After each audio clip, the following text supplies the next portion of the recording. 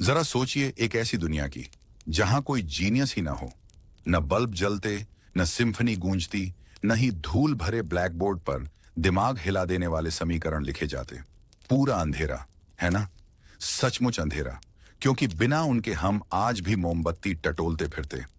Genius सिर्फ वो नहीं जो आईक्यू टेस्ट में ऊंचे नंबर लाए, बल्कि वो दुर्लभ आतिशबाजी हैं जो मानव इतिहास के आसमान को अपने चकाचौंध भरे विचारों से रोशन कर देते हैं, और बाकी सब हम बस सदियों तक टकटकी लगाकर देखते रह जाते हैं। वे हर रूप में आते हैं। बिखरे बालों वाले भौतिक शास्त्री जो समय को मोड़ देते हैं, अकेले बैठे चित्रकार जो उड़ने वाली मशीनें बनाते हैं, दार्शनिक जो पूरे शहर को सवालों से परेशान कर देते हैं, और सपने देखने वाले जो मानते हैं कि मशीनें हमारे लिए गणित कर सकती हैं।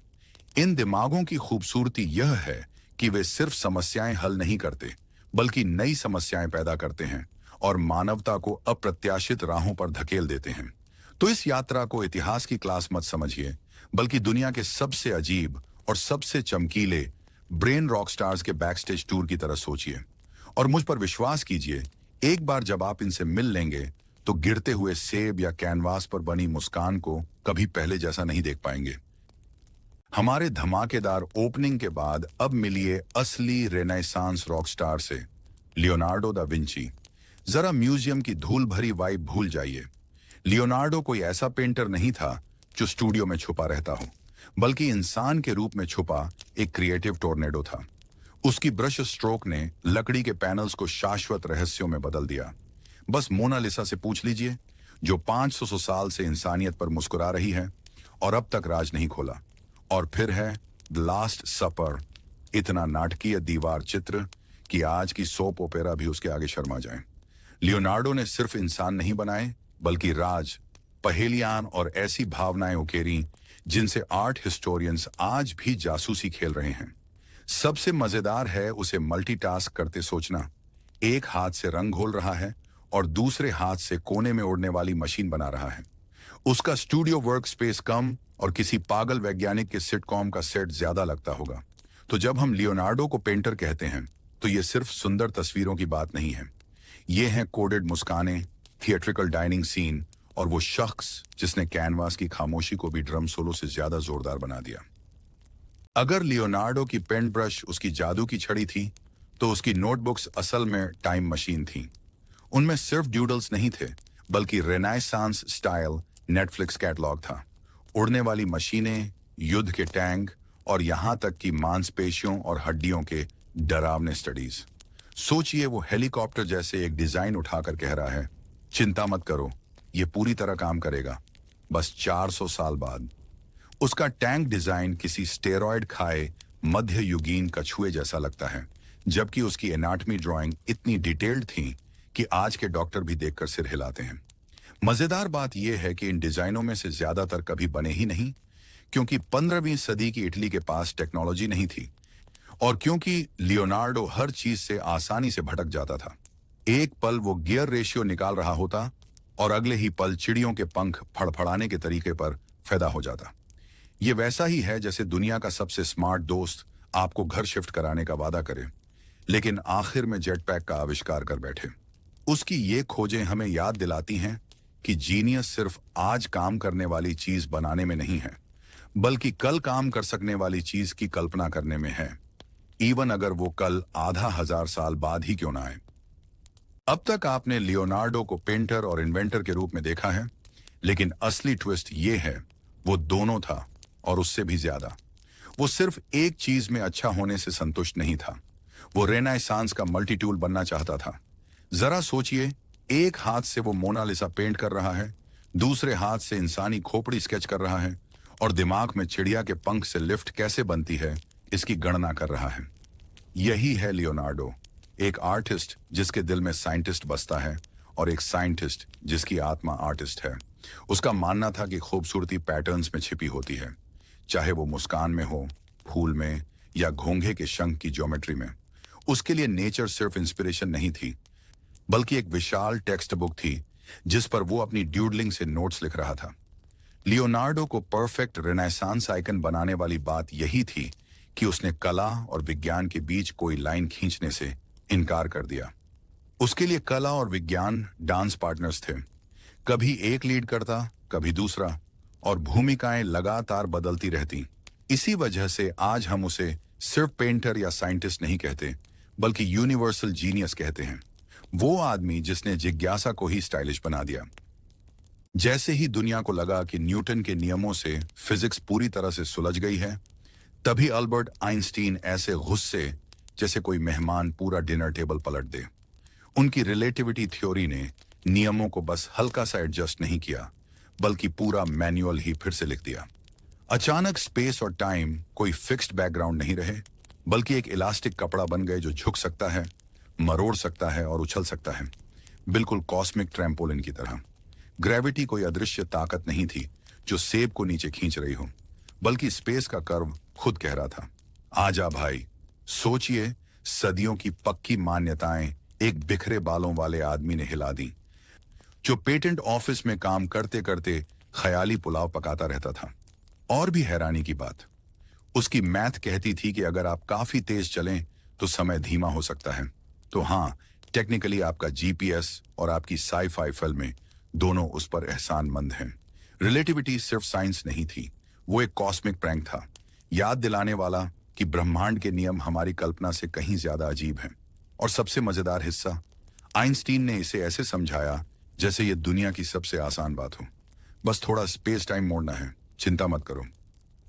रिलेटिविटी से ब्रह्मांड हिला देने के बाद आइंस्टीन चाहें तो रॉकस्टार की तरह इठलाते घूम सकते थे, लेकिन उनकी शक्ल सूरत ज्यादा उस प्रोफेसर जैसी थी जो मौजे कहाँ रखे भूल गया हो।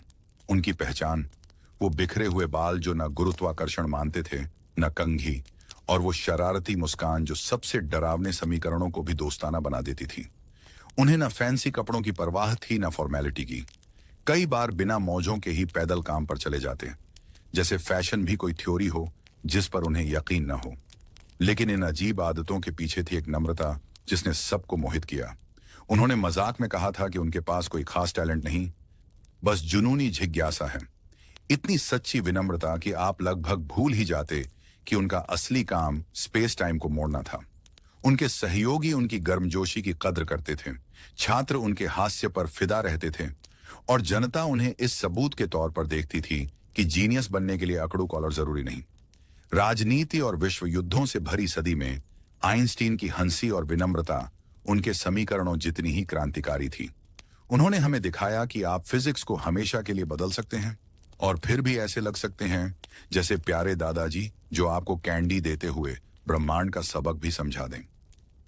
आइंस्टीन की विरासत ब्लैक बोर्ड पर चौक की धूल तक सीमित नहीं रही, वो सीधे हमारी रोजमर्रा की जिंदगी में कूद पड़ी। उनका मशहूर समीकरण EHIMC2 कोई होशियार सा डूडल नहीं था, उसने न्यूक्लियर एनर्जी के राज खोल दिए। बदकिस्मती से इसका मतलब था कि इंसानियत को एक तरफ साफ सुथरे पावर प्लांट मिले और दूसरी तरफ डरावने मशरूम क्लाउड्स। खुद आइंस्टीन अपनी सोच के इस्तेमाल को लेकर असहज थे, लेकिन इतिहास से कोई परमिशन स्लिप नहीं मांगता। एटम से आगे उनकी रिलेटिविटी थ्योरी आधुनिक टेक्नोलॉजी की खामोश रखवाली बन गई। लीजिए जीपीएस को ही, अगर आइंस्टीन के टाइम डायलेशन वाले सुधार ना होते तो आपका फोन सोचता कि आप समंदर के बीच खड़े हैं, जबकि असल में आप बस नजदीकी कॉफी शॉप ढूंढ रहे होते। जान बचाने वाली न्यूक्लियर मेडिसिन से लेकर आपके उबर को ट्रैक करने वाले सैटेलाइट तक, हर जगह आइंस्टीन की उंगलियों के निशान हैं। और यहां है मजेदार विडंबना, वो आदमी जिसने मजाक में कहा था कि उसके पास कोई खास टैलेंट नहीं है, उसने ही आधुनिक दुनिया का अदृश्य ढांचा खड़ा कर दिया। तो अगली बार जब आपका जीपीएस आपसे प्यार से कहे लेफ्ट मुड़ें, तो चुपके से उस बिखरे बालों वाले जीनियस को धन्यवाद जरूर फुसफुसाइए, जिसने स्पेस और टाइम मोड़कर आपको ब्रंच जाते वक्त रास्ता भटकने से बचाया। हर महान खोज को एक अच्छी ओरिजिन स्टोरी चाहिए, और न्यूटन की कहानी तो इतिहास के सबसे मशहूर फल से जुड़ी है। सोचिए, युवा आइजैक पेड़ के नीचे बैठा था, अपना काम कर रहा था कि तभी ठक, एक सेब उसके सिर पर आ गिरा। क्या सच में लगा था? इतिहासकार बहस करते हैं, लेकिन मजेदार कहानी को क्यों बिगाड़ें? असली बात यह है कि न्यूटन ने सेब को कोसा नहीं और न ही पाई बनाने निकल पड़ा, बल्कि सोचा सेब सीधे नीचे ही क्यों गिरा, न बगल में न ऊपर। रोजमर्रा का यह छोटा सा पल विज्ञान के सबसे बड़े आइडिया में बदल गया। उसने समझा कि वही ताकत जो सेब को जमीन की ओर खींचती है, वही चांद को हमारे चारों ओर नचाती है, एक कॉस्मिक योयो की तरह। अचानक ग्रेविटी सिर्फ बेढंगे फलों की बात नहीं रही, बल्कि एक यूनिवर्सल गोंद बन गई जो आसमान को जोड़े रखती है। सोचिए उस झटके को। सदियों से ग्रहों के रहस्यमयी किस्से दरअसल एक साधारण नियम से समझाए जा सकते थे। न्यूटन ने सिर्फ एक सेब गिरते नहीं देखा, उसने देखा कि पूरा ब्रह्मांड नियम मान रहा है, और उसी के साथ इंसान और कॉस्मोस का रिश्ता हमेशा के लिए बदल गया। एक सेब, एक सवाल, एक जीनियस। सेब से प्रेरित अपनी समझदारी के बाद न्यूटन सिर्फ ग्रेविटी पर नहीं रुके, उन्होंने पूरे ब्रह्मांड का इंस्ट्रक्शन मैनुअल लिखने की ठान ली।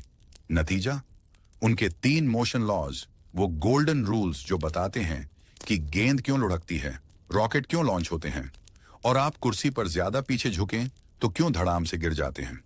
पहला नियम कहता है कि चीजें वही करती रहना पसंद करती हैं जो वो कर रही हैं, यानी ब्रह्मांड का तरीका कहने का, मुझे मत छेड़ो जब तक जरूरी ना हो। दूसरा नियम फोर्स, मास और एक्सेलरेशन को एक साफ सुथरे फॉर्मूले में जोड़ता है, जिससे हर फिजिक्स का छात्र प्यार भी करता है और डरता भी है। और तीसरा नियम, हर एक्शन के लिए एक बराबर और उल्टा रिएक्शन होता है।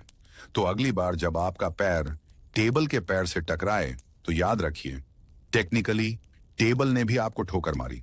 इन सिद्धांतों ने सिर्फ मैकेनिक्स को व्यवस्थित नहीं किया, बल्कि इंसानियत को ब्रिज बनाने, रॉकेट स्पेस में भेजने और रोलर कोस्टर डिजाइन करने जो राइडर्स को ऑर्बिट में नहीं फेंके की ब्लूप्रिंट दी। न्यूटन ने मोशन की अफरा तफरी को प्रिडिक्टेबल रूल्स की सिम्फनी में बदल दिया और हमें भौतिक दुनिया की चाबियां थमा दी। अपनी सारी ब्रिलियंस के बावजूद न्यूटन पार्टी की जान बिल्कुल नहीं थे। सच तो यह है कि अगर सबसे इंट्रोवर्टेड जीनियस की कोई प्रतियोगिता होती तो वे बिना शक बाजी मार ले जाते। वो ऐसे इंसान थे जिन्हें टवर्न में बैठकर पिंड पर गपशप करने से बेहतर कई दिनों तक खुद को अपने स्टडी रूम में बंद कर लेना पसंद था। उनकी इस एकांत प्रिय आदत ने उन्हें अकेला सोचने वाला दार्शनिक बना दिया, लेकिन वही एकांत विज्ञान के इतिहास की सबसे प्रभावशाली सोच का फर्टाइल ग्राउंड साबित हुआ। चुप्पी के बीच बीच में उन्होंने फिजिक्स, एस्ट्रोनॉमी को नया आकार दिया और यहां तक कि कैलकुलस का आविष्कार कर डाला। हाँ, वही चीज जिस पर आज भी छात्र बड़बड़ाते रहते हैं। और मजेदार आयरनी ये है कि लोगों से दूरी बनाने वाले वही इंसान दुनिया के लगभग हर इंसान को प्रभावित कर गए, चाहे उन्हें पता हो या ना हो। पुल कैसे खड़े रहते हैं, रॉकेट कैसे उड़ते हैं, ग्रह कैसे चक्कर लगाते हैं, हर जगह न्यूटन के निशान हैं। वो भले ही सबसे मिलनसार पड़ोसी ना रहे हों, लेकिन उनकी विरासत हमें याद दिलाती है कि कई बार सबसे शांत आवाजें इतिहास में सबसे जोर से गूंजती हैं। तो जहां उनका सोशल कैलेंडर खाली पड़ा रहता था, वहीं उनका साइंटिफिक ब्रेक थ्रूज वाला कैलेंडर पूरी तरह भरा हुआ था। अब आते हैं निकोला टेस्ला, वो आदमी जिसने बिजली को ड्राइंग रूम की ट्रिक से निकालकर आधुनिक दुनिया की लाइफलाइन बना दिया। जब एडिसन अपने डायरेक्ट करंट को ओवर एनर्जेटिक सेल्समैन की तरह बेचने में व्यस्त थे, टेस्ला चुपचाप अल्टरनेटिंग करंट डिजाइन कर रहे थे। वही सिस्टम जो अंत में आपके बेडसाइड लैंप से लेकर न्यूयॉर्क के गगनचुंबी इमारतों तक सब कुछ चलाने लगा। एसी की खासियत, ये लंबी दूरी तक बिना थके चल सकता था, जबकि डीसी छोटी दौड़ लगाने वाले धावक की तरह जल्दी हाँफने लगता था। टेस्ला के विजन ने शहरों को चमकते वंडरलैंड में बदल दिया। मोमबत्ती वाली अंधेरी दुनिया की जगह बिजली की रोशनी ने ले ली। सोचिए, जब पहली बार लोगों ने पूरी की पूरी सड़कें जगमगाते देखी, मानो इंसानियत ने फिर से देवताओं से आग चुरा ली हो। बस इस बार भौहें कम जली। और हाँ, करंट्स की जंग ने कहानी को और मसालेदार बना दिया। एडिसन जानवरों को बिजली के झटके देकर साबित करना चाहते थे कि ऐसी खतरनाक है, जबकि टेस्ला आराम से पूरी प्रदर्शनियां पावर देकर दिखा रहे थे कि यह सुरक्षित है। स्पॉइलर अलर्ट, टेस्ला की जीत हुई। उन्हीं की बदौलत हमारी आधुनिक जिंदगी एसी की रफ्तार पर गुनगुनाती रहती है, इतना सहज कि हमें एहसास तक नहीं होता, लेकिन इसके बिना हम अब भी अंधेरे में फंसे रहते। अगर टेस्ला की अल्टरनेटिंग करंट ने दुनिया को रोशन किया, तो उनकी बाकी खोजों ने उन्हें ऐसा बना दिया मानो वो साइंस फिक्शन के लिए ऑडिशन देने वाले जादूगर हों। उन्होंने वायरलेस एनर्जी ट्रांसमिशन का सपना देखा। बिजली हवा में ऐसे कूदे जैसे आदेश पर आने वाली बिजली की कड़क, बिना एक भी तार के। अपनी लैब में टेस्ला खुद से ऊंचे बिजली के बोल्ट्स के बीच शांति से खड़े रहते, जबकि आगंतुक बेहोश न हो जाए इसके लिए संघर्ष करते। और फिर था उनका बदनाम डेथ रे, जिसके बारे में उनका दावा था कि वो सेनाएं गिरा सकता है या युद्ध को ही बेकार बना सकता है। स्पॉइलर, किसी ने उसे चलते हुए कभी नहीं देखा, लेकिन सिर्फ उस ख्याल ने ही सरकारों को रोमांचित और हल्का सा डरा दिया। और रेडियो सिग्नल और रिमोट कंट्रोल के उनके प्रयोग मत भूलिए, जो इतने आगे थे कि लोग समझते थे वो भूत बुला रहे हैं। टेस्ला के आविष्कार हमेशा जीनियस और ये सच में सुरक्षित है के बीच की लाइन पर नाचते थे। उन्हें खास बनाने वाली बात सिर्फ गैजेट्स नहीं थे, बल्कि वो तरीका था जिससे उन्होंने ऐसा भविष्य कल्पना किया जहां ऊर्जा बिना सीमाओं और बिना तारों के आजादी से बहती है। उनकी कुछ आइडियाज कभी ड्राइंग बोर्ड से आगे नहीं बढ़ी, लेकिन कई आज भी हमारी टेक्नोलॉजी की नींव हैं। अपनी चमकदार एक्सपेरिमेंट्स और बिजली वाले शो के बावजूद निकोला टेस्ला की जिंदगी का अंत कहीं ज्यादा शांत और अकेलेपन भरा हुआ था। उन्हें एक दूरदर्शी के रूप में सराहा गया, लेकिन जैसे ही स्पॉटलाइट हटती, लोग उन्हें भूल जाते। उनकी आइडियाज ने शहरों को रोशन किया, मगर खुद टेस्ला ने न्यूयॉर्क के एक छोटे से होटल रूम में आखिरी साल गुजारे, कबूतरों को खाना खिलाते हुए और ऐसी नई खोजें लिखते हुए जो कभी उनकी नोटबुक से बाहर नहीं निकली। वो ऐसे जीनियस थे जो पूरे ग्रह को बिजली देने की सोच सकते थे, लेकिन कभी कभी अपनी बैंक अकाउंट को चार्ज करने में भी मुश्किलें झेलते थे। इतिहास का ह्यूमर थोड़ा कड़वा है। एडिसन हर घर का नाम बन गया और टेस्ला साइंस नर्ड्स और कॉमिक बुक फैंस के कल्ट हीरो बन गए, लेकिन आज उनकी लेगेसी फिर से उनकी इलेक्ट्रिक आर्क्स की तरह वापसी कर चुकी है। टेस्ला कॉइल्स साइंस फेयर को जगमगाते हैं और यहां तक कि एक कार कंपनी ने भी उनका नाम अपनाकर फ्यूचरिस्टिक इनोवेशन का प्रतीक बना लिया। वो चाहे अकेले थे, आधे साइंटिस्ट, आधे मैजिशियन, लेकिन उनका विजन कभी खोया नहीं। सच तो ये है कि हर बार जब हम कोई डिवाइस प्लग इन करते हैं, उस इलेक्ट्रिसिटी की भनभनाहट में कहीं ना कहीं टेस्ला अब भी फुसफुसाते हैं। देखा, मैंने कहा था ना। जरा हटिए सज्जनों, मैरी क्यूरी लैब में ऐसी दृढ़ता के साथ दाखिल हुई जो लगभग सचमुच एटम तोड़ सकती थी।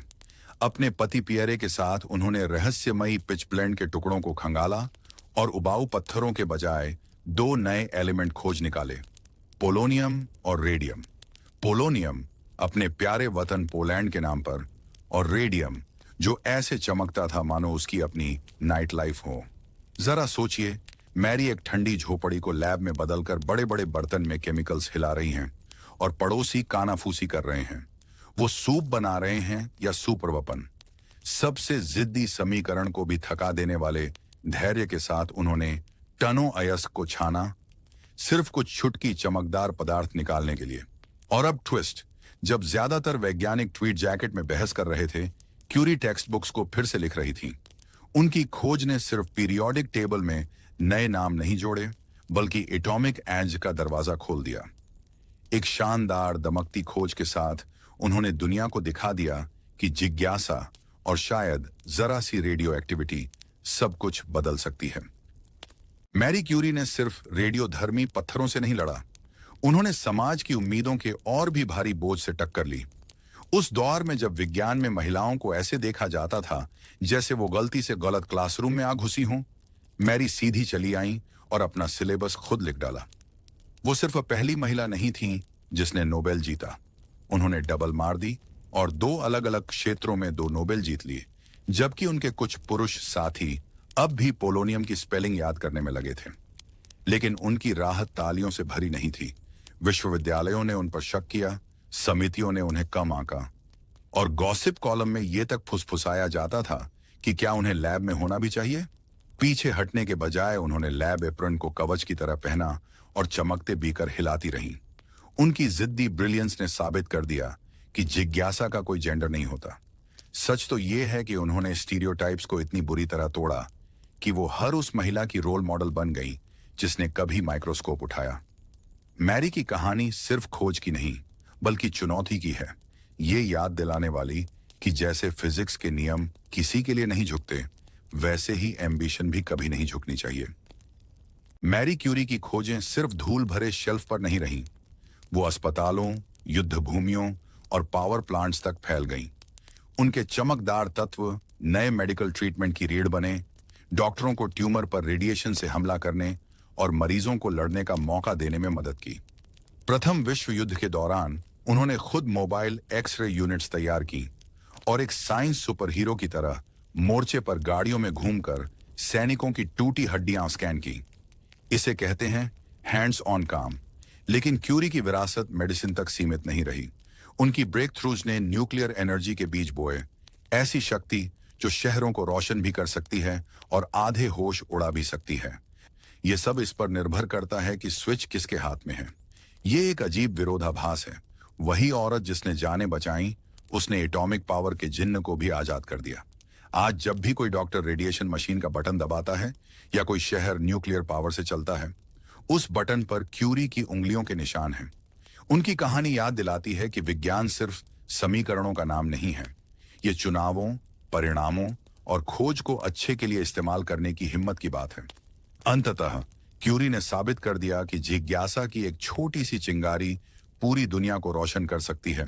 सचमुच गैलीलियो ने टेलीस्कोप का आविष्कार नहीं किया, लेकिन उन्होंने उसे जरूर एक नई नौकरी दिला दी।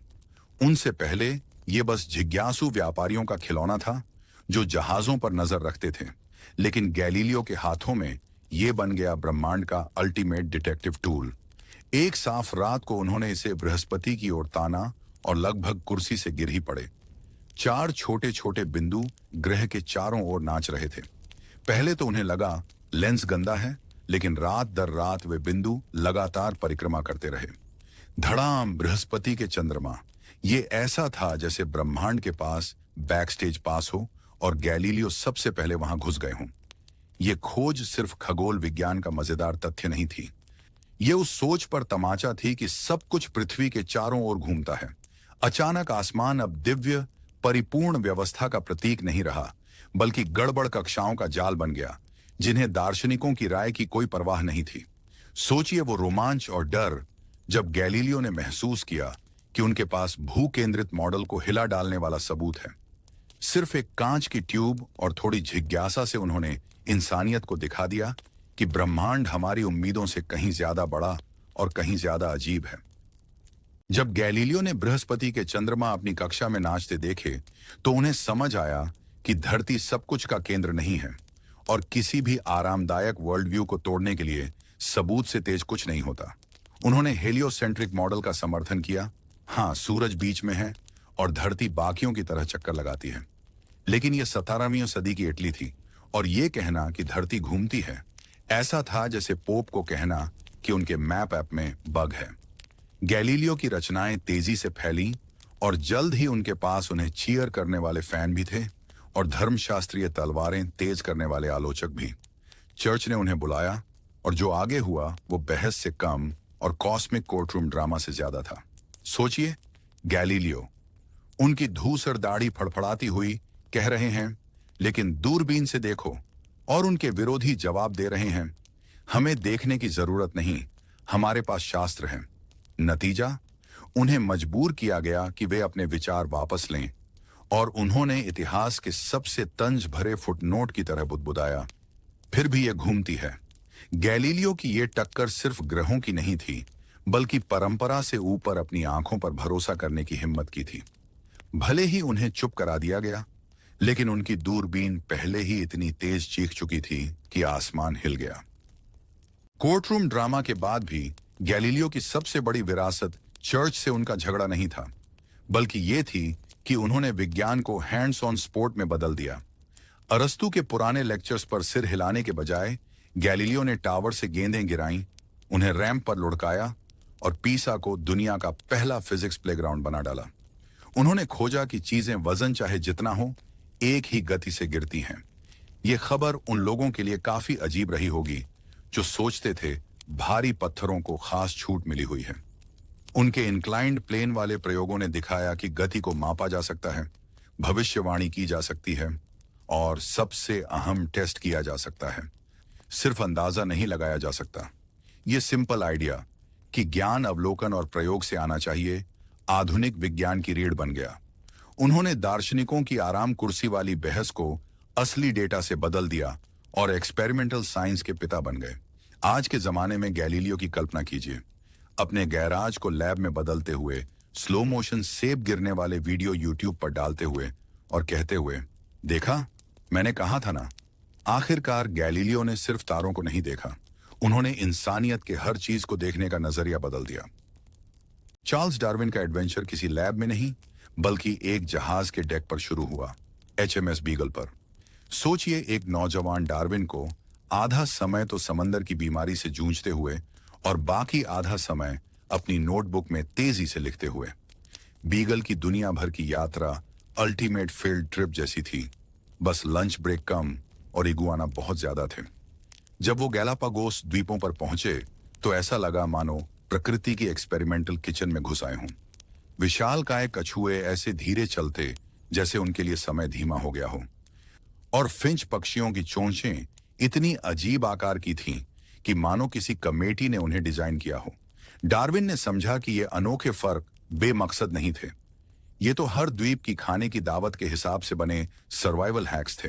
पत्थर में तराशी हुई स्थिर प्रजातियों को देखने के बजाय डार्विन को जिंदगी का एक ग्रैंड चल रहा रीमिक्स दिखने लगा। उस वक्त ये सोच अभी धुंधली थी, लेकिन उनकी नोटबुक में इवोल्यूशन का बीज बोया जा चुका था। और इस तरह समुद्री बीमारी से जूझता हुआ नौजवान प्रकृतिविद बायोलॉजी का अनजाने में बना डीजे बन गया, जो फिंच की चोंचों और कछुए के खोल से एक क्रांतिकारी थ्योरी की शुरुआती बीट्स मिक्स कर रहा था। गैलापागोस से अजीब पक्षियों और विशाल कछुओं से भरी नोटबुक लेकर लौटने के बाद डार्विन ने डॉट्स जोड़ने शुरू किए, और जो तस्वीर बनी उसने पूरी दुनिया को हिला दिया। उनकी नेचुरल सिलेक्शन से इवोल्यूशन की थ्योरी सिंपल थी, लेकिन दिमाग हिला देने वाली। जिंदगी कोई स्थिर म्यूजियम एग्जिबिट नहीं, बल्कि एक लगातार चल रहा रीमिक्स है, जिसमें नेचर ही डीजे है। प्रजातियां हमेशा एक जैसी नहीं रहती, वे अडेप्ट करती हैं, कॉम्पिट करती हैं, और सबसे फिट जीवित रहता है। अचानक इंसान कोई नाजुक ताज का रत्न नहीं रहा, वो भी फिंच और इगुआना के साथ उसी सर्वाइवल गेम का खिलाड़ी था। विक्टोरियन समाज के लिए ये ऐसा था जैसे किसी ने ड्राइंग रूम से गलीचा खींच लिया हो। पादरी भौहें चढ़ा रहे थे, वैज्ञानिक बहस कर रहे थे, और जनता फुसफुसा रही थी, रुको, क्या हम बंदरों के कजिन हैं? डार्विन खुद कोई आग लगाने वाले नहीं थे। वो बेहद सावधानी से लिखते थे, जैसे बम गिरा रहे हों, लेकिन उसे शालीन अंग्रेजी गद्य में पैक करके। फिर भी उस झटके की लहर को कोई रोक नहीं पाया। उनकी थ्योरी ने सिर्फ इंसानों के जानवरों को देखने का नजरिया नहीं बदला, उसने ये भी तय कर दिया कि इंसान खुद को कैसे देखता है। प्रकृति के शासक नहीं, बल्कि उसके बेचैन, लगातार विकसित होते बच्चे। डार्विन की थ्योरी सिर्फ बायोलॉजी की टेक्स्ट बुक्स तक सीमित नहीं रही, वो विज्ञान और समाज के हर कोने में फैल गई। बायोलॉजी में ये जेनेटिक्स से लेकर इकोलॉजी तक सबका गाइडिंग कंपास बन गई। अचानक वैज्ञानिक समझा सकते थे कि जिराफ ने क्यों अपनी गर्दन आसमान तक बढ़ा ली, और क्यों बीटल्स इतनी वैरायटीज में आते हैं कि अपना फैशन वीक शुरू कर सकते हैं। लेकिन लैब के बाहर चीजें गड़बड़ हो गईं। कुछ विचारकों ने सर्वाइवल ऑफ द फिटेस्ट को बेरहम राजनीति या निर्दयी इकोनॉमिक्स के बहाने में बदल डाला, जैसे डार्विन ने बोर्ड रूम और बैटलफील्ड्स के लिए मैनुअल लिखा हो। स्पॉइलर, उन्होंने नहीं लिखा था। वहीं कलाकारों, लेखकों और दार्शनिकों ने उनके आइडियाज उठाकर इंसानियत की जगह को जीवन की ग्रैंड स्टोरी में नए सिरे से गढ़ा। चाहे पसंद किया गया हो या हमला झेला हो, डार्विन का काम सबको ये सोचने पर मजबूर कर गया कि हम कौन हैं और कहां से आए हैं। और मजेदार बात यह है, एक आदमी की समुद्री बीमारी से भरी बोट राइड की नोटबुक ने बायोलॉजी, एथिक्स, यहां तक कि इंसान अपने बारे में कहानियां कैसे सुनाता है, इसकी बुनियाद हिला दी। इवोल्यूशन सिर्फ फिंच पक्षियों की बात नहीं थी, ये इंसानी फैमिली एल्बम को फिर से लिखने का काम था, जिसमें कुछ बहुत ही चौंकाने वाले रिश्तेदार निकले। टेक्स्ट बुक्स और टेड टॉक्स से बहुत पहले एक थे कन्फ्यूशियस, जिनकी बुद्धि इतनी तेज थी कि वसंत और शरद काल की अराजकता को काट सकती थी। वो ऐसे समय में पैदा हुए जब सामंती राज्य खिलौनों के लिए लड़ते बच्चों की तरह झगड़ रहे थे। कन्फ्यूशियस ने तलवार नहीं उठाई, उन्होंने विचार उठाए। उनका मानना था कि व्यवस्था बल से नहीं, बल्कि लोगों को सद्गुण, सम्मान और अच्छे आचरण के साथ जीना सिखाकर बहाल की जा सकती है। सोचिए, उन्हें झगड़ालू शासकों के दरबार में घूमते हुए, शांति से फॉर्च्यून कुकी जैसी पंक्तियां छोड़ते हुए, श्रेष्ठ पुरुष वाणी में विनम्र होता है, लेकिन कर्म में श्रेष्ठ होता है। जब शासक युद्ध की योजना बना रहे थे, वो नैतिकता की योजना बना रहे थे। एक अधिकारी के रूप में उनका करियर थोड़ा फ्लॉप रहा। उन्हें अक्सर अनदेखा कर दिया जाता या विनम्रता से दरवाजे तक छोड़ दिया जाता, लेकिन उनकी यात्राओं ने उन्हें एक घूमने वाला शिक्षक बना दिया, जो शिष्यों को ऐसे इकट्ठा कर रहे थे जैसे कोई रॉक बैंड टूर पर हो। उनके शिष्यों ने उनकी शिक्षाओं को पूरे चीन में फैलाया और धीरे धीरे जिसे कभी राजनेताओं ने खारिज कर दिया था, वो एक सभ्यता का नैतिक कंपास बन गए। कन्फ्यूशियस का जीवन इस बात का सबूत था कि कभी कभी सबसे बड़ी क्रांतियां सेनाओं से नहीं, बल्कि एक शिक्षक, एक ब्लैक बोर्ड और कालजयी विचारों से शुरू होती हैं। कन्फ्यूशियस ने न तो सेनाएं बनाई और न ही साम्राज्य, उन्होंने विचार बनाए। उनकी फिलॉसफी 3 साधारण लेकिन ताकतवर सिद्धांतों के इर्द गिर्द घूमती थी। ऋण, दयालुता, ली, संस्कार, आचार और यी, धर्म न्याय। साथ मिलकर ये प्राचीन चीनी वाईफाई की तरह थे, लोगों को जोड़ते और समाज को क्रैश होने से बचाते। ऋण का मतलब था करुणा, शासकों को याद दिलाना कि नागरिकों को डिस्पोजेबल चॉपस्टिक की तरह मत समझो। ली का मतलब था आचार और सम्मान, सही तरह से झुककर प्रणाम करने से लेकर भोज में बार बार डुबकी न लगाने तक। ये का मतलब था सही काम करना, भले ही वो सुविधाजनक ना हो, क्योंकि असली सम्मान शॉर्टकट से नहीं मिलता। ये सिर्फ एब्स्ट्रैक्ट कॉन्सेप्ट्स नहीं थे, इन्होंने परिवारों, सरकारों और समुदायों के व्यवहार को ही बदल दिया। सोचिए, कन्फ्यूशियस को दुनिया के पहले लाइफ कोच के रूप में राजाओं को सिखाते हुए कि बदतमीज मत बनो, और आम लोगों को याद दिलाते हुए कि दयालुता संक्रामक होती है। समय के साथ उनके सिद्धांत पूर्वी एशियाई संस्कृति का सॉफ्टवेयर बन गए, जो साम्राज्यिक परीक्षाओं से लेकर बच्चों के माता पिता का अभिवादन करने के तरीकों तक पर असर डालते रहे। संक्षेप में, जब बाकी लोग तलवार से सत्ता के लिए लड़ रहे थे, कन्फ्यूशियस ने मानवता को नैतिकता से लैस किया, और यह साबित हुआ कि यह कहीं ज्यादा तेज धार वाला हथियार था। कन्फ्यूशियस भले ही 2000 साल से भी पहले दुनिया छोड़ गए हों, लेकिन उनकी आवाज अब भी ऐसी टाइमलेस रिंगटोन की तरह गूंजती है जिसे कोई बंद करने की हिम्मत नहीं करता। उनकी एनालेक्ट्स सम्राटों, विद्वानों, यहां तक कि साम्राज्यिक परीक्षाओं की तैयारी में जुटे नर्वस छात्रों की हैंडबुक बन गई। सदियों तक उनके विचारों ने कानून, स्कूलों, पारिवारिक परंपराओं और यहां तक कि डिनर टेबल पर अभिवादन करने के तरीकों को आकार दिया।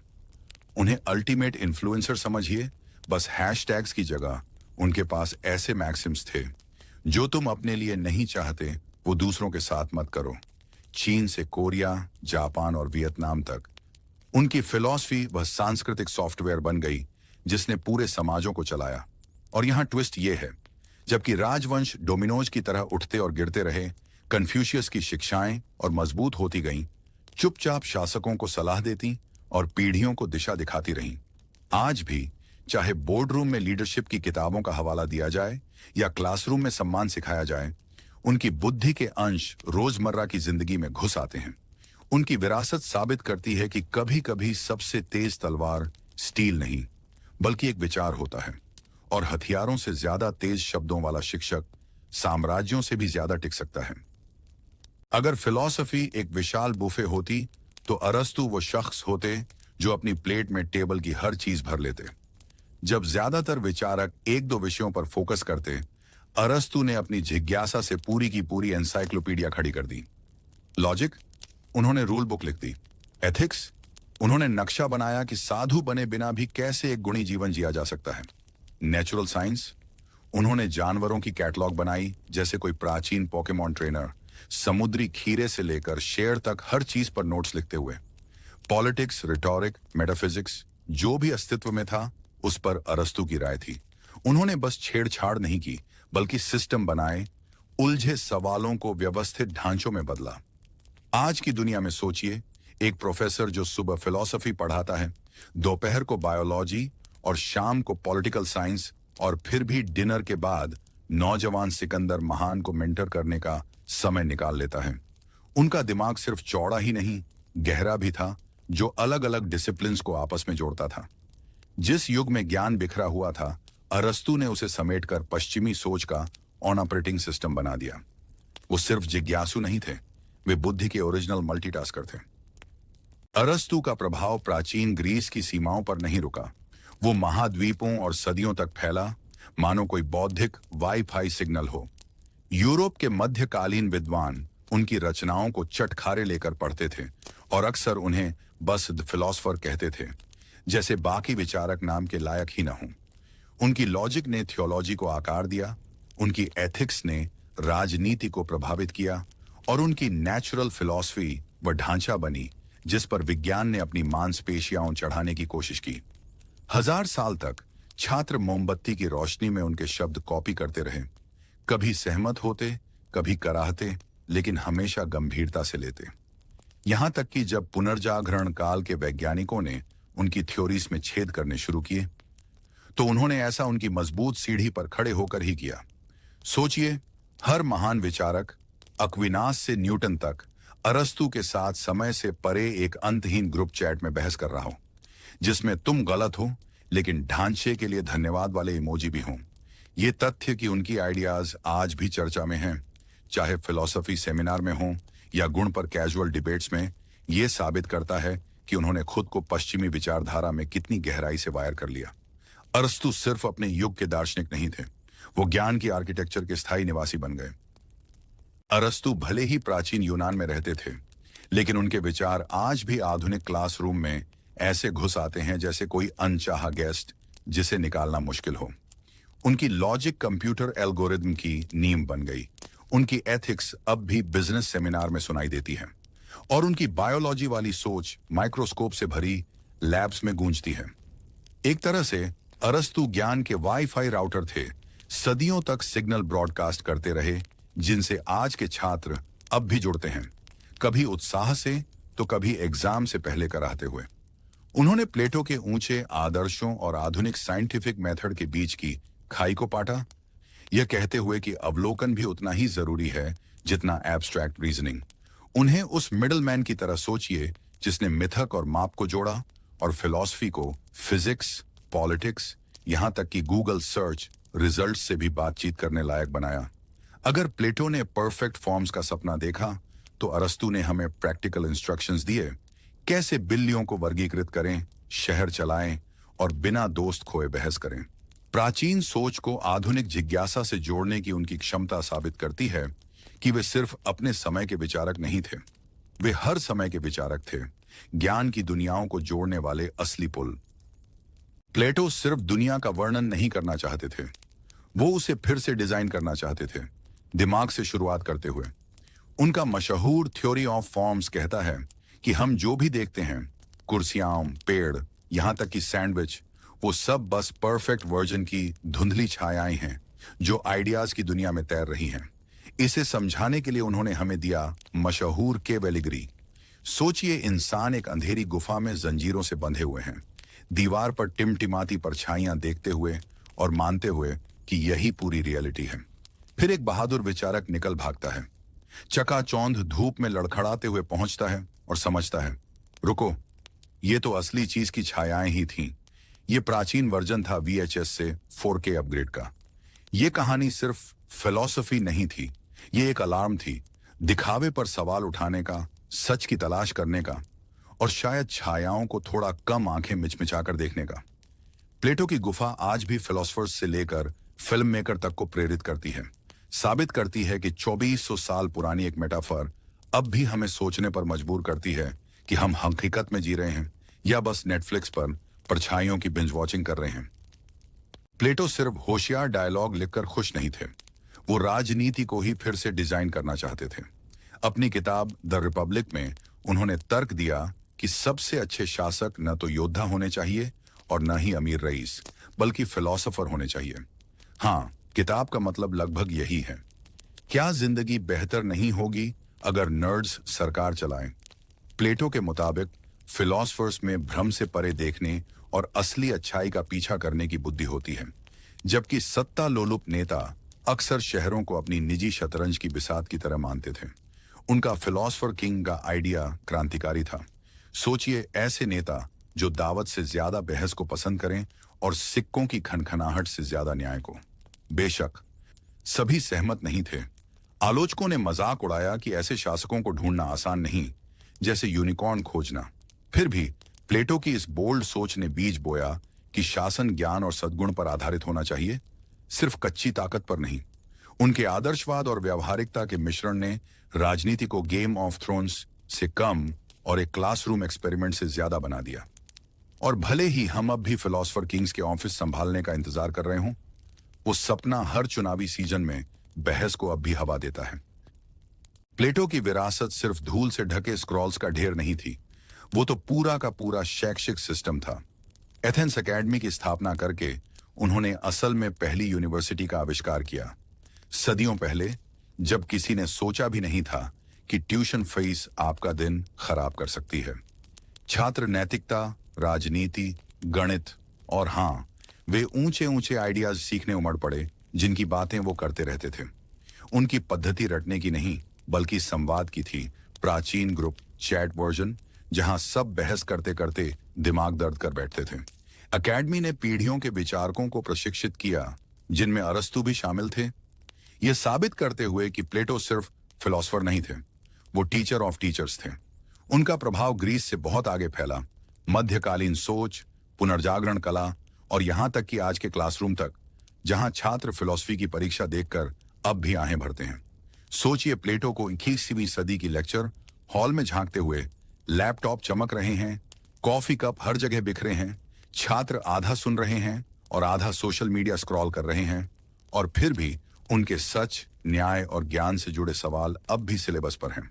पंच लाइन ये है, प्लेटो भले ही 4वीं शताब्दी ईसा पूर्व में जीते थे, लेकिन वो आज भी मानव सभ्यता की फैकल्टी लिस्ट में मौजूद हैं। सुकरात ऐसे दार्शनिक थे जिन्हें न तो शानदार चोगे चाहिए थे, न सुनहरी मूर्तियां और न ही सभा में आरक्षित सीट। वो नंगे पांव एथेंस की गलियों में घूमते एक विद्वान से ज्यादा अजीब पड़ोसी जैसे लगते थे। उनका जीवन बेहद साधारण था, न दौलत न सत्ता, बस बाजार में अंतहीन बातचीत। और फिर भी इस आदमी ने, जिसके पास लगभग कुछ भी नहीं था, दुनिया को सबसे अमीर विचारों में से एक दिया। मुझे ये पता है कि मैं कुछ नहीं जानता। ये आत्मनिंदा नहीं थी, बल्कि सबको याद दिलाने का उनका तरीका था कि ज्ञान की शुरुआत विनम्रता से होती है। जरा सोचिए उन्हें आज एक बोर्ड रूम में ढेरों एग्जीक्यूटिव्स के बीच कैजुअली पूछते हुए, तो आप सच में क्या जानते हैं? और अचानक कमरा खामोश हो जाता है। सुकरात मानते थे कि सवाल पूछना ही सच को उजागर करने की कुंजी है, और वो लोगों की यकीनों को तब तक कुरेदते जब तक वे हिल न जाएं। कुछ एथेनियनों के लिए वो परेशान करने वाली मक्खी थे, दूसरों के लिए वो एक जीवित अंतरात्मा थे। चाहे जैसा भी देखा जाए, उनकी कट्टर सादगी और ईमानदारी ने फिलॉसफी की नींव रखी, ये साबित करते हुए कि कभी कभी सबसे बड़ी क्रांति अज्ञानता स्वीकार करने से शुरू होती है। सुकरात ने न तो किताबें लिखी और न ही हाथी दांत के टावरों से लेक्चर दिए। उन्हें ऐसी बातचीत पसंद थी जो ज्यादा शब्दों की कुश्ती जैसी लगती थी। उनकी पद्धति, जिसे बाद में सोक्रेटिक मेथड कहा गया, दिखने में तो बेहद सरल थी। सवाल पूछते रहो जब तक लोग ये न मान लें कि वो सच में उतना नहीं जानते जितना सोचते थे। ये ऐसा था जैसे यकीन की प्यास छीलना, परत दर परत, जब तक किसी की आंखों से आंसू न निकल आए। चाहे विषय न्याय हो, साहस हो या दोस्ती, सुकरात धीरे से पूछते, लेकिन उसका मतलब क्या है? और क्या ये हमेशा सच हो सकता है? उनके दोस्तों को यह ज्ञानवर्धक लगता था, उनके आलोचकों को पागल कर देने वाला। एथेंस के ताकतवर अभिजातों के लिए वो एक दार्शनिक से कम और उनके सॉफ्टवेयर का मानवीय बग ज्यादा लगते थे, जो लगातार लॉजिकल गड़बड़ियों को उजागर करता रहता था। फिर भी ये अंतहीन सवाल जवाब आलोचनात्मक सोच के बीज बो गया, जो फिलॉसफी, साइंस और यहां तक कि मॉडर्न एजुकेशन की नींव बना। आज हम उन्हें अजीब लेकिन जरूरी बातचीत के मास्टर कहते, वो शख्स जो कभी भी लापरवाह तर्कों को यूं ही जाने नहीं देता। संक्षेप में, सुकरात ने सवाल पूछने को एक आर्ट फॉर्म बना दिया, और ऐसा करते हुए इंसानियत को यह सिखाया कि खुद के लिए सोचना कैसे है। सुकरात की कहानी का अंत दुनिया के सबसे दुखद कोर्ट रूम ड्रामा जैसा है, जिसमें डार्क कॉमेडी का ट्विस्ट भी है। उन पर युवाओं को भ्रष्ट करने और देवताओं का अपमान करने का आरोप लगाया गया, और उन्हें ऐसे एथेनियन जूरी के सामने लाया गया जो, मान लीजिए, बिल्कुल भी निष्पक्ष नहीं था। दया की भीख मांगने के बजाय सुकरात ने और ज्यादा जिद दिखाते हुए ऐसे भाषण दिए जो आधे बचाव थे और आधे रोस्ट। जब उनसे पूछा गया कि उन्हें क्या सजा मिलनी चाहिए, तो उन्होंने हाजिर जवाबी से कहा, शहर के खर्च पर आजीवन मुफ्त भोजन। जाहिर है झूरी को यह मजाकिया नहीं लगा। मौत की सजा सुनाई गई तो उन्होंने शांत मन से अपना भाग्य स्वीकार किया। जहर हेमलॉक का प्याला ऐसे पिया जैसे वो बस कोई बेस्वाद हर्बल टी हो। शोकाकुल छात्रों से घिरे होने के बावजूद उन्होंने आखिरी पल तक अपना हास्य और संयम बनाए रखा, ये साबित करते हुए कि उनकी फिलॉसफी सिर्फ बातें नहीं थी, वो जीने का तरीका थी, मौत का सामना करते हुए भी। सुकरात का मुकदमा और मौत एक किंवदंती बन गए, जिसने उन्हें फिलॉसफी का पहला शहीद बना दिया। एक ऐसा आदमी जिसने सच के साथ कभी समझौता नहीं किया, चाहे उसकी कीमत सब कुछ क्यों ना हो। जोहान सेबास्टियन बाख की जिंदगी बिल्कुल भी ग्लैमरस नहीं थी। शैंपेन और शाही दरबारों को भूल जाइए, उनका करियर चर्च की गूंजती दीवारों में बना, जहां चारों तरफ गायक दल, धूल से ढके भजन संग्रह और कभी कभार छी छी करने वाले ऑर्गन पैडल होते थे। संगीतकार परिवार में जन्मे बाख के खून में ही संगीत था। उन्होंने जर्मनी भर के चर्चों में ऑर्गनिस्ट और संगीतकार के रूप में सेवा की, जहां उनका काम आधा दिव्य संगीत लिखना और आधा गायक मंडली को बेसुरा होने से बचाना था। उनकी दिनचर्या शोहरत से नहीं बल्कि अनुशासन से भरी थी।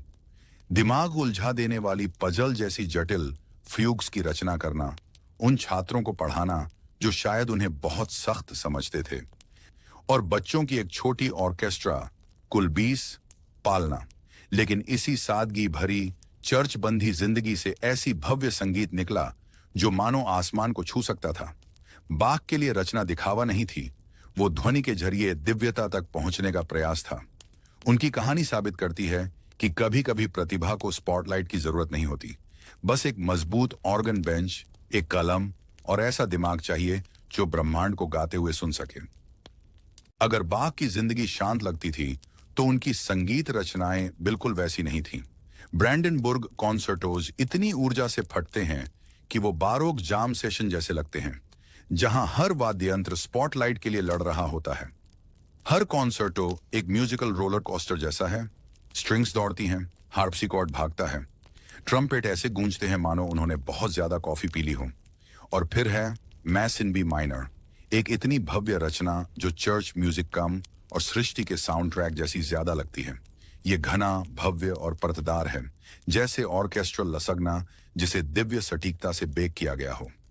ये रचनाएं महज मनोरंजन नहीं थीं, ये ध्वनि में घड़ी हुई आर्किटेक्चर थीं, जो भावना, बुद्धि और अध्यात्म का संतुलन बनाती थी। बाख में अद्भुत क्षमता थी जटिलता और स्पष्टता को साथ बुनने की, जिससे गणितज्ञ, पुजारी और आम श्रोता सभी मंत्रमुग्ध हो जाते थे। चाहे अंतरंग चैम्बर सेटिंग हो या विशाल कैथेड्रल, उनकी रचनाएं मानवीय कल्पना को अनंत तक खींच ले जाती थीं। संक्षेप में, बाख ने सिर्फ नोट्स नहीं लिखे, उन्होंने ऐसे ब्रह्मांड बनाए जहां हर वाद्य यंत्र की आवाज थी और लगता था मानो पूरा ब्रह्मांड साथ में गुनगुना रहा हो। बाख भले ही 1750 में गुजर गए हों, लेकिन उनकी संगीत ने कभी अलविदा कहने से इनकार कर दिया। इसके बजाय वो आने वाले जीनियस के लिए सीक्रेट फ्यूल बन गई। मोजार्ट ने मजाक किया था कि बाख को पढ़ना मतलब सीधे संगीत के पिता से सीखना है, जबकि बीथोवन ने घोषणा की, वो कोई धारा नहीं बल्कि पूरा महासागर है। इसे कहते हैं जबरदस्त रिव्यू। सदियों बाद भी उनकी फ्यूग्स और कोरल्स चुपके से फिल्मी संगीत, जैज इम्प्रोवाइजेशन और यहां तक कि इलेक्ट्रॉनिक रीमिक्स में भी घुस जाती हैं। बाख की विरासत को अजेय बनाने वाली चीज थी उनकी क्षमता, गणितीय सटीकता और भावनात्मक गहराई का संतुलन। ऐसी संगीत जिसने विद्वानों से लेकर आम श्रोताओं तक को ये एहसास दिलाया कि वे अनंत को छू रहे हैं। उन्हें बारोक के कॉस्मिक डीजे की तरह सोचिए, जो ऐसे थीम्स बजाते हैं जिन्हें आने वाले संगीतकार लगातार रीमिक्स करते रहे। सिम्फनीज, सोनाटा और उससे भी आगे। उनके नोट्स पश्चिमी संगीत का डीएनए बन गए, जो सिम्फनी हॉल से लेकर स्पॉटिफाई प्लेलिस्ट तक हर जगह बुना गया। संक्षेप में, बाख ने सिर्फ भविष्य को प्रभावित नहीं किया, उन्होंने उसे अदृश्य हाथ से दिशा दी। ऐसे संगीतकार के रूप में जिसकी गूंज अब भी हर उस वक्त सुनाई देती है जब कोई कलाकार ध्वनि में सुंदरता और अनुशासन का पीछा करने की हिम्मत करता है। मोजार्ट बस संगीत की दुनिया में दाखिल नहीं हुए, वो तो लगभग हाथ में हार्पसिकॉर्ड लेकर क्रैश लैंड कर गए। 5 साल की उम्र तक वो छोटे छोटे मिनुएट्स लिख रहे थे और 6 की उम्र में ही यूरोप के शाही दरबारों को ऐसे चकित कर रहे थे कि ड्यूक्स, डचेस और सम्राट तक अविश्वास में पलकें झपकाते रह जाते। सोचिए, एक नन्हा लड़का पाउडर वाली विग और लेस वाले कफ्स पहने कमरे के आधे बड़ों से ज्यादा आत्मविश्वास के साथ बजा रहा है, फिर विनम्रता पूर्वक झुककर सलाम करता है और तुरंत ही ऐसा इम्प्रोवाइजेशन शुरू कर देता है जिसकी किसी ने कल्पना भी नहीं की थी। उनके पिता लियोपोल्ड असली टूर मैनेजर की तरह छोटे वोल्फ गैंग को पूरे यूरोप घसीटते रहे, मानो पहला child prodigy rock star tour पर हो। दर्शक इस छोटे से वर्चुओसो को देखकर दंग रह जाते थे, जो बिना एक भी बीत चुके वायलिन से कीबोर्ड पर स्विच कर लेता था, जबकि अभिजात वर्ग फुसफुसाते, क्या ये लड़का सच में इंसान है? मोजार्ट ने कॉन्सर्ट हॉल्स को खेल के मैदान में बदल दिया और अमीर गरीब सभी को हैरान कर दिया। उनकी शुरुआती शोहरत महज इत्तफाका नहीं थी, वो उस जीनियस का ओपनिंग एक्ट था जिसकी संगीत बाद में यह परिभाषित करती कि बेमिसाल प्रतिभा और खुशी के साथ कंपोज करना क्या होता है। मोजार्ट ने सिर्फ संगीत की रचना नहीं की, उन्होंने ऐसे इमोशनल रोलर कोस्टर बनाए जो दर्शकों को एक ही शाम में हंसाते, रुलाते और चौंकाते थे। डॉन जियोवन्नी को लीजिए, आधा ओपेरा, आधा डार्क कॉमेडी और आधा चेतावनी कि जब बहुत सारा चार्म और बहुत कम नैतिकता मिलते हैं तो क्या होता है। फिर है बाद मैजिक फ्लूटॉन, जहां परी कथा जैसी रोमांचक कहानियां और चमकदार आर्याज मिलती हैं। इसे एक बारोक डिज्नी मूवी समझिए, बस और भी ऊंचे सुरों के साथ। और कौन भूल सकता है रेक्वियम को, वो भूतिया सी रचना जो उनकी मृत्यु पर अधूरी रह गई, इतना रहस्य और ड्रामा कि नेटफ्लिक्स सीरीज बनाने लायक। ये रचनाएं सिर्फ संगीत नहीं थीं, ये पूरी की पूरी दुनियाएं थीं जो बुद्धि, ड्रामा और दिल से बारीकी से घड़ी गई थी। मोजार्ट के पास ये अनोखी क्षमता थी कि वो तकनीकी कमाल और मानवीय भावनाओं को संतुलित कर पाते, ऐसी धुनें बुनते जो पर्दा गिरने के बाद भी आपके दिमाग में अटकी रहती। उनकी रचनाओं ने साबित किया कि संगीत सिर्फ एलीट के लिए नहीं है, ये सबके लिए है, राजा से लेकर आम इंसान तक, खुशी और दुख की सार्वभौमिक भाषा में। संक्षेप में, उनकी कृतियां सिर्फ मनोरंजन नहीं थीं, उन्होंने परिभाषित किया कि अमर कला की ध्वनि कैसी होती है। मोजार्ट की जिंदगी तेज और चमकदार झलकर गुजरी, जैसे रात के आकाश में दौड़ता हुआ धूमकेतु।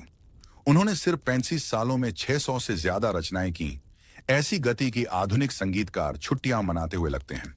उनकी जिंदगी हमेशा आसान नहीं थी, पैसों की दिक्कतें, बदलते हुए संरक्षक और इतना भारी काम कि 3 कंपोजर्स दब जाएं। लेकिन उन्होंने अपनी प्रतिभा की हर बूंद संगीत में उड़ेल दी। जब 1791 में उनकी कम उम्र में मृत्यु हुई और बिना ज्यादा रस्मों रिवाज के एक साधारण कब्र में दफनाया गया, तो ये क्रूर अंत जैसा लगा उस इंसान के लिए जिसने दुनिया को इतना सौंदर्य दिया था। लेकिन उनकी धुनें कभी नहीं मरी। कॉन्सर्ट हॉल से लेकर फिल्मी साउंड ट्रैक तक, शादी की धुनों से लेकर लोरियों तक, मोजार्ट का संगीत आज भी गूंजता है। एक पल चंचल, अगले पल गहरा। उनकी छोटी जिंदगी हमें याद दिलाती है कि अमरता लंबे जीवन से नहीं आती, बल्कि कुछ ऐसा छोड़ जाने से आती है जिसे भुलाया न जा सके। एक तरह से मोजार्ट अब भी कहीं परे से कंडक्ट कर रहे हैं। उनकी हर नोट एक ऐसी चिंगारी है जो बुझने से इनकार करती है, उन्हें सदियों बाद भी श्रोताओं के दिलों में जिंदा रखती है। लुडविग वॉन बीथोवन की जिंदगी कोई परिकथा नहीं थी, वो तो तकदीर के साथ एक हेवी वेट बॉक्सिंग मैच जैसी थी। एक उथल पुथल भरे परिवार में पैदा हुए, जहां पिता ने उन्हें जबरदस्ती चाइल्ड प्रोडिजी बनाने की कोशिश की। सोचिए, एक स्टेज डैड जिसके पास जरा भी धैर्य नहीं हो। बीथोवन शुरुआत से ही कठिनाइयों से लड़ते बड़े हुए। गरीबी, बीमारी और सामाजिक संघर्ष उनके शुरुआती सालों का पीछा करते रहे, लेकिन उनके पास एक ऐसा हथियार था जिसे कोई चुप नहीं करा सका, संगीत। 20 की उम्र तक आते आते वो वियना में अपने जोशीले पियानो परफॉर्मेंस से धूम मचाने लगे, जहां दर्शक दंग रह जाते, जैसे पियानो ही उनका युद्ध क्षेत्र और साथी हो। लेकिन जैसे जैसे सफलता बढ़ी, एक क्रूर मोड़ आया, उनकी सुनने की शक्ति घटने लगी। सोचिए, एक कंपोजर जिसकी दुनिया आवाज पर टिकी हो, अब चुप्पी धीरे धीरे उसे धोखा दे रही हो। लेकिन हार मानने के बजाय बीथोवन ने तकदीर की ओर मुट्ठी भींचते हुए मशहूर ऐलान किया कि वो किस्मत का गला पकड़ लेंगे। उनकी जीवन गाथा सिर्फ संगीत की लाइनों पर नोट्स की नहीं थी, बल्कि मजबूती की कहानी थी। इसका सबूत कि प्रतिभा दुख को बदलकर ऐसी सिम्फनी बना सकती है जो सदियों तक गूंजती रहे। जब बीथहोवन अपनी सिम्फनीज लिखने बैठे तो वो सिर्फ संगीत नहीं रच रहे थे, वो ध्वनि में लड़ाइयां, जीत और क्रांतियां रच रहे थे। उनकी तीसरी सिम्फनी एरोइका इतनी साहसी थी कि उस समय दर्शक समझ नहीं पाए कि ताली बजाए या डरकर भागें। पांचवीं सिम्फनी अपने मशहूर दा दा दा दम के साथ तकदीर के दरवाजा खटखटाने की अंतिम रिंगटोन बन गई। और नौवीं सिम्फनी और टू जॉय के साथ इंसानी एकता की परिभाषा को ही नए सिरे से गढ़ दिया। इतना शक्तिशाली गीत कि अब शांति रैलियों से लेकर फ्लैश मॉब तक हर जगह बजता है। ये सिर्फ सुंदर धुनें नहीं थीं, ये घोषणाएं थीं, गरजते बादल जो कॉन्सर्ट हॉल की दीवारों और श्रोताओं के दिलों को हिला देते थे। बीथहोवन ने शास्त्रीय रूप को खींचा, तोड़ा और फिर से गढ़कर कुछ विशाल बना दिया। उनकी सिम्फनीज ने संगीत की सिर्फ ऊंचाई ही नहीं बढ़ाई, बल्कि छत, दीवारें और फर्श सब उठा दिए। अगर मोजार्ट सहज कृपा के जीनियस थे, तो बीथहोवन विद्रोही शक्ति के जीनियस थे, और उनकी सिम्फनीज अब भी इंसानी आत्मा के लिए लिखे गए सबसे गूंजदार प्रेम पत्रों में गिनी जाती हैं। बीथहोवन की कहानी त्रासदी से कम और विद्रोह से ज्यादा जुड़ी है। एक कलाकार जिसने चुप्पी की आंखों में आंखें डालकर पलक तक नहीं झपकाई। जब उनकी सुनने की शक्ति लगभग पूरी तरह खत्म हो चुकी थी, ज्यादातर लोग रिटायर हो जाते, लेकिन बीथहोवन ने और ज्यादा जिद दिखाई। ऐसी रचनाएं बनाई जो जीवन की गूंज से गरजती थीं, इवन अगर वो खुद उन्हें सुन नहीं सकते थे। सोचिए, गुस्से में स्टाफ पर नोट्स लिखते हुए, ये जाने बिना कि वो कैसा सुनाई देंगे, लेकिन फिर भी इतना आत्मविश्वास कि महान कृतियां पेश कर सकें, जैसे उनके लेट क्वार्टेट्स और नाइन्थ सिम्फनी। उनका अस्तित्व ही एक नारा बन गया कि इंसानी आत्मा की आवाज तकदीर से भी ऊंची है। आज भी उनकी छवि, बिखरे बाल, चुभती हुई नजरें और तकदीर को डराने लायक शिकन दृढ़ता का प्रतीक है।